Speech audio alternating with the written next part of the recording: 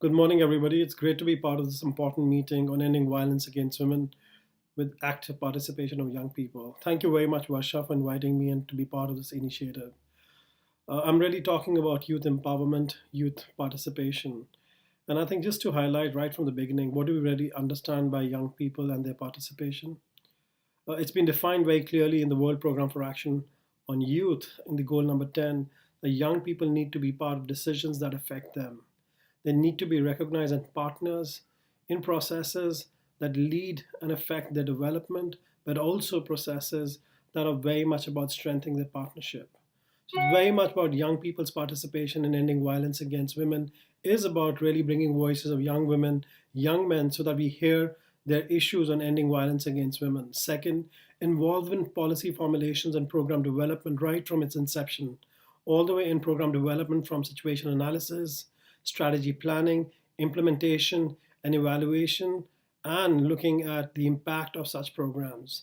Lastly, which I think has emerged in the last 5 to 6 years, is this recognition that youth are just not sitting there and waiting. They're very much part and are parcel of the whole process of offering their partnership in ending violence against young people and specifically violence against women. Let me just speak about one or two global experiences which are coming through in light of the post 2015 agenda. One of the initiatives that I've been working on is the Secretary General's My World 2015 Global Survey. As we stand right now, we have about 2.3 million people who have taken on the survey. Out of that 2.3 million people, about 1.4 million are people who have taken the survey using offline paper ballots. About 500,000 are the ones who have taken on using SMS campaigns, another 500,000 using online technology, and the number keeps growing. But the crucial thing is, how did we arrive at this number? And I remember going back 2.5 years ago when I was asked a question, will young people participate? And basically, the strategy was very simple. We really offered a simple tool where young people participated, brought their voices, and said, we want to be influencing the post 2015 development agenda because we were not so much involved in the MDG process. Second, young people not only brought in their own votes, they mobilized their peers, their movements, and very much their organizations, whether these young people were in urban slums or in villages or in universities or youth clubs. They brought in their voices. But the third piece, which I think is extremely important to highlight, is the intergenerational partnership, where young people went and asked the elderly, people with disabilities, they asked women in their community and said, if the global leaders will determine the next sector development agenda in September 2015, what is that you have to say? Now, why am I talking about this in this particular contest? Because for the first time, we know that there is about 1.4 million young people who have responded to the survey. About 700,000 are young women who've taken on the survey. But if you start understanding what the survey and what young people are prioritizing as their top 6 or 7 priorities, young people are prioritizing education as a number one priority. They're prioritizing issues of jobs, employment as a number second priority. Number three, they talk about issues of honest and responsive government. They talk about issues of water, sanitation, environmental issues. But something which is unique, which has emerged for the first time, is the need to protection from violence and crime as a number 6 priority. Let it be, there are people like you sitting in Malaysia, the people in Australia, the people in Korea, the people in North America, or India, where I come from, or Middle East or Africa. Everywhere, protection from crime and violence is highlighted as a number 6 priority. And that's followed by issues of gender inequalities, concerns about protection from discrimination and persecution as are the other areas. Now, the important piece which is coming through is that when we were before the World Conference, and sorry, before the post 2015 agenda, we wondered what young people had to say.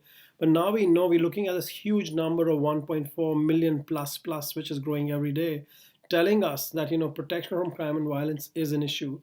Young women prioritize protection on crime against violence as their number 3, number 4 priorities. So the question really is, are we going to work with young people in eliminating all kinds of violence against women? Or are we just going to watch the numbers? Are we just going to have another conference which will come up with a great declaration? But are we going to strengthen youth and their agency, youth led organizations and their movements so that they can take action on ending violence against women.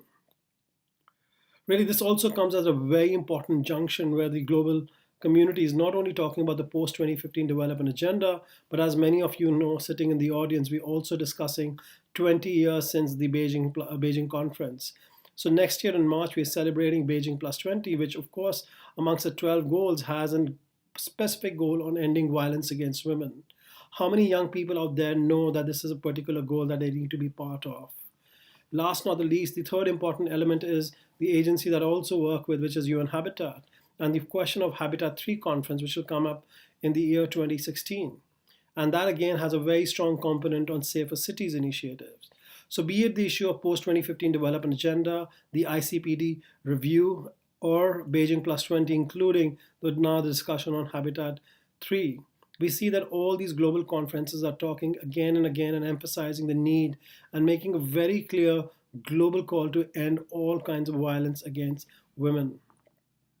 And here again, I would like to highlight specific examples on initiatives that are youth-led and what young people are doing in ending violence against women. Let me give you an example of UN Habitat's Urban Youth Fund, where we're supporting through innovation and ICT, an example in Cairo, where, as you know, that during the Arab Spring, many young women complained in Cairo city of, gender-based violence and harassment. So what a group of young women did in Cairo was they actually used Google Maps and they translated this into a mobile application. It's called the Harass Map. And they translated that into gauging and coming in a very clear screen saying that, these are the safe spaces or these are unsafe spaces in Cairo city. And they started spreading this information to all their community members. But that was just not one that this is what the issue of unsafe spaces is.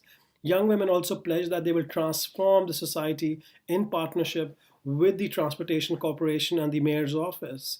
So the work which UN Habitat along with the Harass Map did was they actually were able to bring these maps and documents in front of authorities. And young women came up with a very innovative idea, which was they started negotiating with the taxi drivers, with the minibus drivers, and also with the public transportation system, saying that if you agree and pledge that you will make sure that there will be no gender-based violence or harassment which will take place against women, we will give you a badge. And the badge would mean that that badge will be promoted in universities, in factories in different areas, which will encourage women to give business to these transportation companies. So they really came up with interesting innovation. Do look at Harass Map on the website. And the second example is about this huge discrepancy which comes in the My World survey, whereas young women prioritize gender equality as number 7 in their top 16 priorities, whereas young men put gender equality as number 14 or a number 15, which is a big concern that we are looking at this cohort of young people. Not everybody thinks gender equality is a priority. So a very interesting young leader from Mexico, Gerardo, came up with this idea, 20-year-old young person, that let's do a global call on mobilizing action on against gender-based violence and promotion of gender equality. So we have co-founded an organization called Young Men for Gender Equality, which is very much to look at bringing voices, action, and really partnership of young men to say that we are very much stand in the processes of women's empowerment. More importantly, we stand as equal partners, very much promoting gender equality, because gender equality is very much that not only benefits girls, women, but also has benefits to boys and young men. So this is where we are. We are really in this threshold. We are in a very interesting process. We're looking at 1.8 million young people in the world and another 500 million coming up in Africa in the next 10 years. The whole question is, are we going to wait and watch what happens to that? Or we want to really support them, strengthen their agency so that they can take positive action in their local communities, be part of decisions at the local, subnational, national, regional, and global levels. And that really is really to sensitize this community the way Varsha and her team are doing, is to really bring issues such as violence against women, particularly about violence against young women, which is often ignored in many cases. So again, congratulations to all of you. I love to be there, but I'm very, very happy that you are with Varsha, who's a great global youth advocate of My World and World We Want, and all the other team members. And we very much look forward to the outcomes of this conference and talk to you soon.